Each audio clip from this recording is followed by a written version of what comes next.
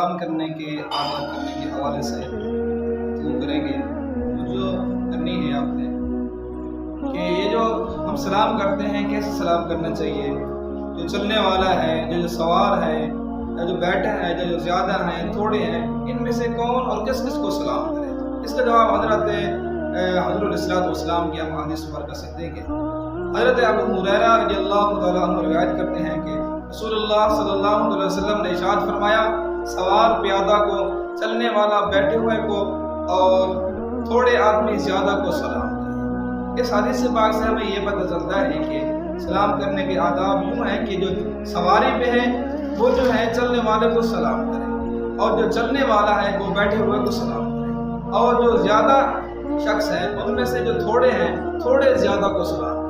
اس طریقے سے ہمیں سلام کرنا چاہیے۔ اللہ تبارک و تعالیٰ سے ہم یہی دعا کرتے ہیں، اللہ تبارک و تعالیٰ ہمیں میرے آقا صلی اللہ علیہ وسلم کی سنت میں عمل پیرا ہونے کی توفیق عطا فرمائے۔ آمین بجاہ